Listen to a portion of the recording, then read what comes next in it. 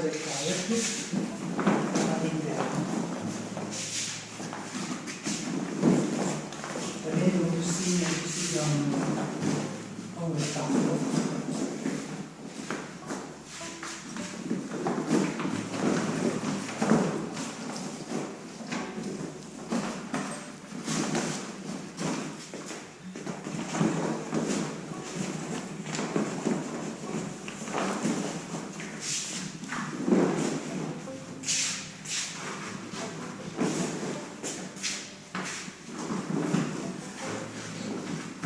Si parte dalla prima,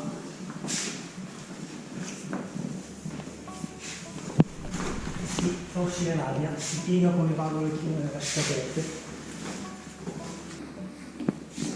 Se anche la chiamate punta non si offende nessuno. Via. E poi si piega facendo uscire l'aria. Ecco, vedete già della forma giusta.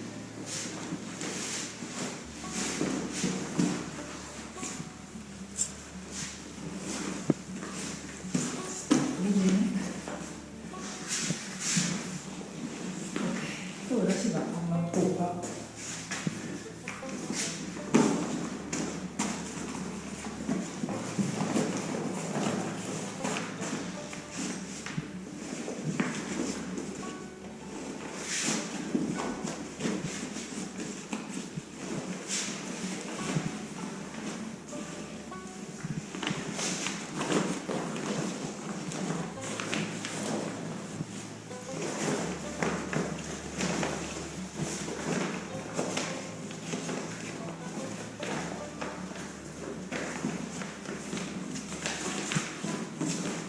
Come potete vedere è una questione di pochi minuti, ora manca solo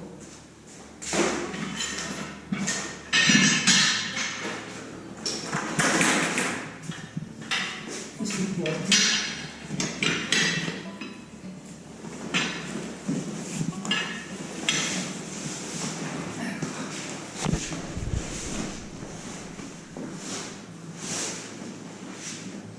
Ecco, ho dimenticato la cinghia. Rivediamo subito. Serve una cinghia di compressione per tenerlo ovviamente chiuso.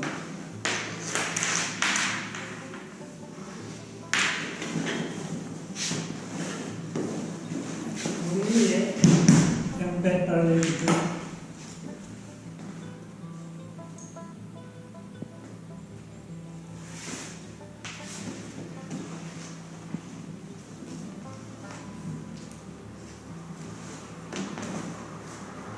Adesso con il nostro obiettivo portiamo nella sacca stagna.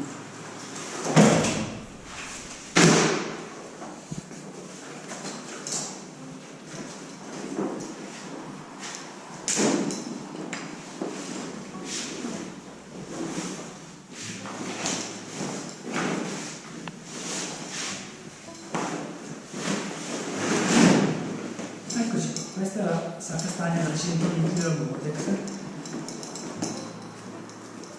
Ora non ha bisogno di essere tenuta d'aria perché ci stiamo da bloccare, perché possiamo far uscire l'aria per ridurre le emissioni.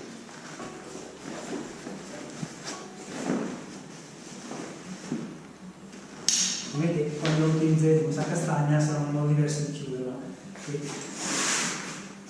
È possibile portarla allo zaino, gli spallacci sono imbottiti ed è molto comodo. Aspetti negativi di questa sacca stagna: abbiamo visto che è molto delicata, per cui è facile graffiarla, bisogna stare attenti. Ora vi faccio vedere a mettere sul carrellino.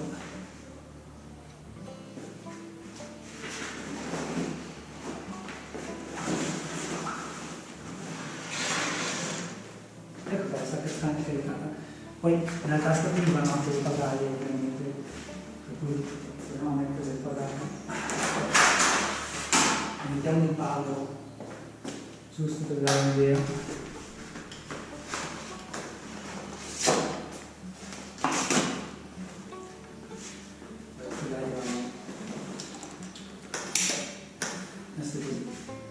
E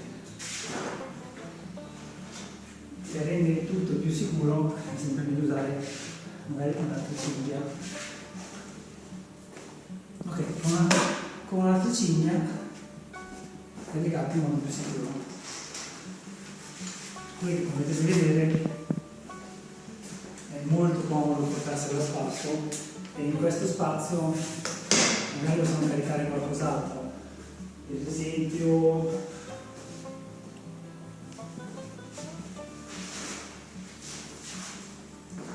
possiamo legare la tenda. Se facciamo camping studiamo, possiamo legare la tenda qui con qualche cordone, e capirete che così diventa molto più semplice portarseli in giro per lunghi tratti.